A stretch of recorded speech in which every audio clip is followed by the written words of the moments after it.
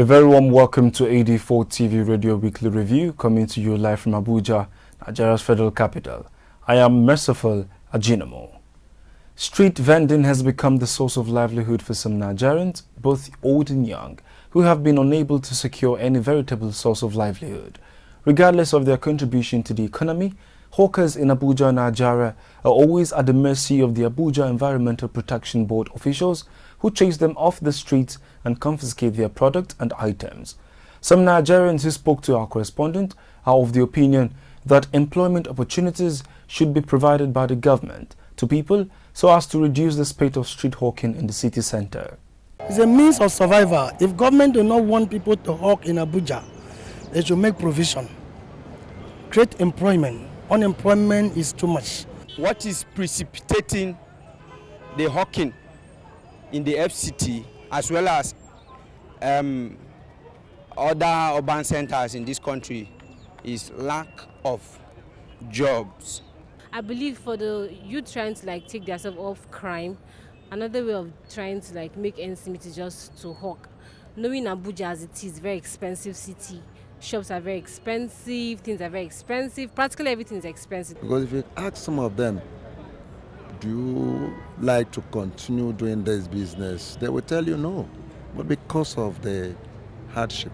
Hair grooming is an integral component of fashion and style, and Nigerian hairstylists are not left out in exploring and coming up with different types of indigenous hairstyles to keep up with the modern trends.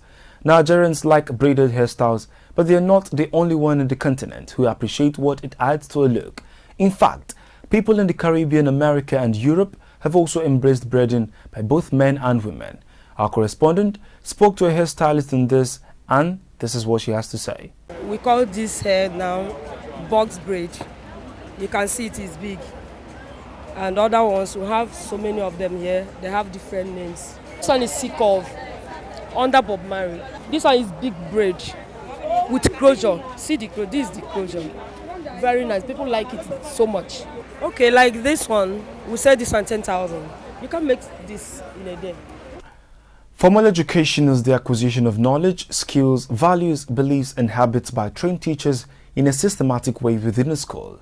Formal education is believed to be the key to success.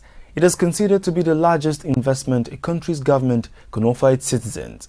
However, considering the level of unemployment in Nigeria, most graduates have relied on some skills and business to survive instead of walking around with their credentials without available job opportunities. To this end, residents of Abuja spoke to our correspondent, comparing formal education to skill acquisition, and this is what they have to say.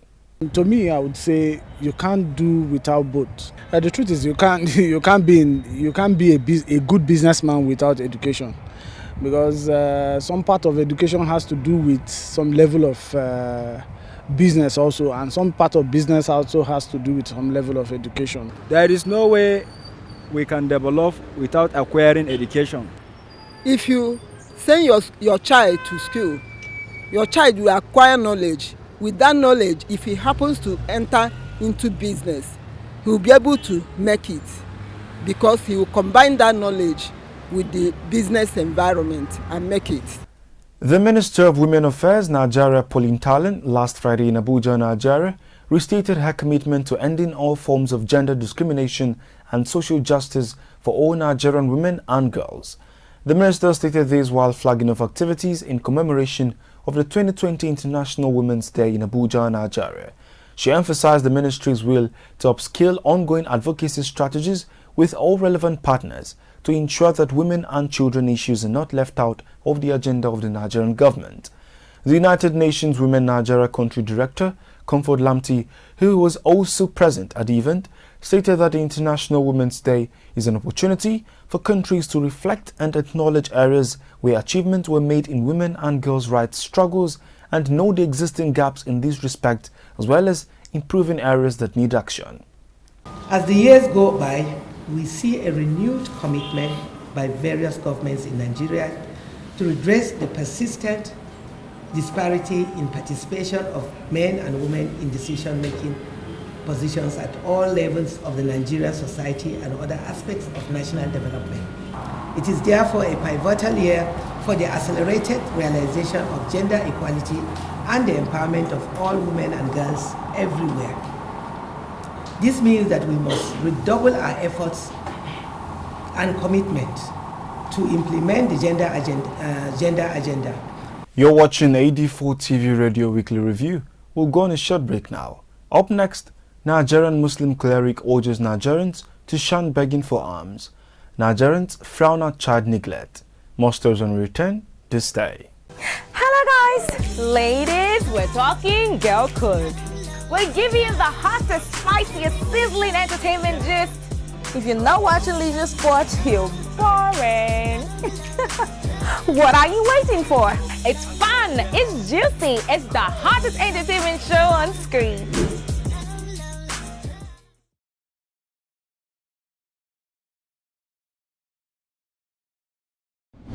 Many thanks for staying tuned. Begging, according to Wikipedia, is the practice of imploring others to grant monetary favor to them for nothing in return. Speaking against this practice, a chief imam in Abuja, Nigeria, Ilyasu Abdulmumin, urged such beggars to find other means of earning a living rather than staying on the street begging, which is forbidden in Islam. Begging in Islam is prohibited, or I can say it's not welcomable at all. Islam does not know it. Even today in the khutbah, I made mention of that we should all be trying to see that we are getting something from our sweat, even though it is little. Al-Majri is a person that is learning the Holy Quran from a scholar or in a scholar's house. Child neglect is a deficit in meeting a child's basic needs and the failure to provide them with adequate supervision, healthcare, clothing and housing, as well as physical, emotional, social and educational and safety needs. Causes of child neglect may result from several parenting problems, which include unplanned pregnancy, unemployment, domestic violence and in some cases poverty, which all lead to street begging, drug abuse, unplanned pregnancy and other mishaps. Our correspondent spoke to Abuja residents on this, and here is what they have to say. Every parent should know that a child is a gift to him or her, and children come to you so you can guide them, so you can nurture them, so you can love them and also take good care of them. So in my opinion, I think if you're not ready for a child, why bring a child to the world? A man will got married to 5 or 10 wives. Today he will push away one and marry the other. It is not like that. That's not the way, because you are bringing generations out. Look at the kind of training you are giving to them. You born a child, you give him or her a plate to stand on the way. The government has to come down again and look into this education. Let them, if they are to subsidize to invest to a barest minimum or free education per se.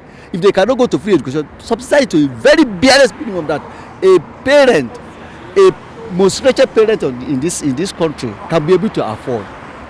So that nobody will now say, I'm disenfranchised not to take my child to school or anything. Following the confirmation of the first case of coronavirus in Nigeria last Friday, the federal government of Nigeria appealed to Nigerians not to panic, assuring Nigerians that the Ministry of Health is well equipped to detect and handle and curtail the spread of the disease. Against this backdrop, some Nigerians interviewed by our crew in Abuja have this to say. First of all, I would like to commend the Lagos State government and the federal government as well for taking action, swift action in respect to curbing and arresting the spread. The Ministry of Health, they did a good one by circulating information around to make everyone understand what is going on. So it's the first step. The second step I believe we can do is create more medical awareness through all platforms, social media, and even creating symposiums as well. So now what the government should do is just to do proper screening, checkmate everything they need to checkmate, but it has come and we'll kill it. It will go. I believe very well that the federal government will be able to handle it. They are doing their best. It is left for us as citizens to cooperate and work along with them based on the publicity they are giving the virus in Nigeria. I believe there is courage in everybody's heart that we are strong and we can handle any situation. And so with this, I believe there is no any cause to be panicked or to have any fear. Zebra crossing is a pedestrian crossing sign used around the world which is characterized by black and white stripes designed on the road and likened to the color of a zebra. The zebra crossing typically gives priority to pedestrians, making drivers stop before the line under command of the traffic light in order to allow pedestrians cross safely. To ascertain the level of compliance of the zebra crossing rule by road users, our correspondent spoke to some residents of Abuja, Nigeria, and this is what they have to say. Zebra crossing is a situation where when you are at that point, vehicles slow down for you to cross. But these days, especially here in Abuja and around the Federal Secretariat, we pedestrians at times, we don't even know it exists because drivers don't slow down for pedestrians. Most people are even ignorant of, the sign and the crossing itself. So even the drivers, most of the people are not being educated on this. Nigerians need to be educated on zebra crossing. You must know what a zebra crossing is before you talk about people complying. To me, I don't think it works in Nigeria here. On a lighter mood, zebra crossing isn't the only type of pedestrian crossing named after animals. There are others like toucan crossing, which is a type of pedestrian crossing that also allows bicycles to be ridden across. Since toucan, both pedestrians and cyclists cross together, the name toucan was chosen. Please share your thoughts on this on our social media platforms at AD4TV Radio. That's it on AD4TV Radio Weekly Review, coming to you live from Abuja, Nigeria's federal capital. You can join the conversation on our website www.ad4tvradio.com. Please like and subscribe to our YouTube page at AD4TV Radio.